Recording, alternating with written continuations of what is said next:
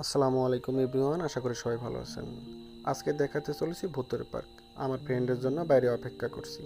অপেক্ষা করতে করতে এক পর্যায়ে সে বাইক নিয়ে আসে। তার বাইকে চেপে এই রাস্তা দিয়ে যেতে যেতে প্রাকৃতিক সৌন্দর্যটা আমাকে এতটা মুগ্ধ করেছে, আসলে অবিশ্বাস্য। তারপর যেতে যেতে সামনে একটি ব্রিজ আসে। ব্রিজটি হচ্ছে কুমারখালী ব্রিজ। ব্রিজটা অনেক লম্বা এবং গড়া নদীর উপর ব্রিজটা অবস্থিত। ব্রিজের দুধারে রাস্তাটা এতটা সুন্দর যা অবিশ্বাস্য, সাথে মেঘের আকাশটা আমাকে আরও বেশি ভালো লেগেছে। ব্রিজটা নতুন হয়েছে, নদী ভরা পানি দেখতে পাচ্ছি নিচে। তারপর ব্রিজ থেকে নেমে রাস্তাটা আসলেও অসম্ভব রকম সুন্দর, পরিষ্কার। দুধারের প্রাকৃতিক সৌন্দর্যটা মনোমুগ্ধকর পরিবেশ, যা যা কারোরই মনকে ভালো করে দেবে। যেতে যেতে লম্বা রাস্তা, কোনো আঁকাবাঁকা নেই, সোজা রাস্তা, দুধারে অনেক বড় বড় গাছ। প্রাকৃতিক সৌন্দর্যের মানুষ প্রিয় আসলে অবশ্যই তার কাছে ভালো লাগবে। তারপর হঠাৎ আমার ফ্রেন্ডের অনেক ফোন আসে। তারপর সে বলছে নেমে কথা বলে নাও। তারপর সে নেমে ফোনে ব্যস্ত। সেই ফাঁকে আমিও নিজেকে একটু ভিডিও করে নিলাম। সান্দিয়ারা 16 কিলোমিটার আর মাত্র। আমার ফ্রেন্ডের কথা বলা শেষে আমরা আবার বাইকে চাপি। মাঠের প্রাকৃতিক সৌন্দর্য আসলে অবিশ্বাস্য এবং পানিতে প্রচুর ধান ডুবে গেছে, কৃষকের অনেক ক্ষতি হয়েছে। যাই হোক, এইগুলো না ভেবে আমরা যেতেই থাকি। যেতে যেতে আমরা এক পর্যায়ে সেখানে পৌঁছাই যাই। পৌঁছানোর পর আমার ফ্রেন্ড এখনও ফোন নিয়ে ব্যস্ত। আমি সেই ফাঁকে মোবাইল দিয়ে ভিডিও শ্যুট করলাম।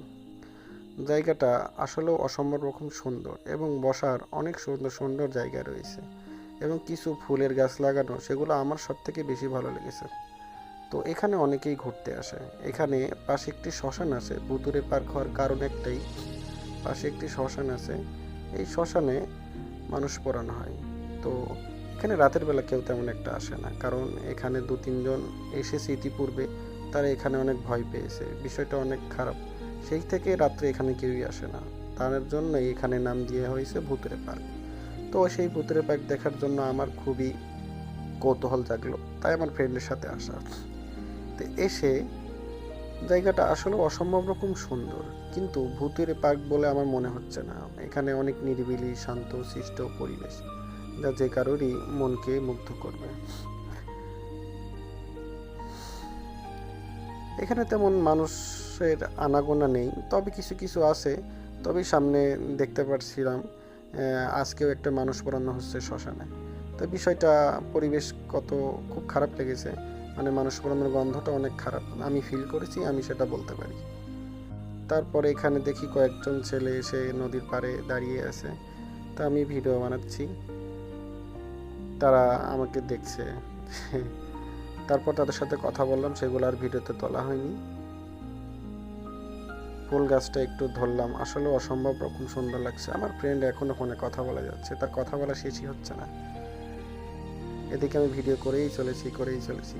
তো জায়গাটা কেমন লেগেছে অবশ্যই আমাকে জানাবেন, আপনারা সবাই বলবেন।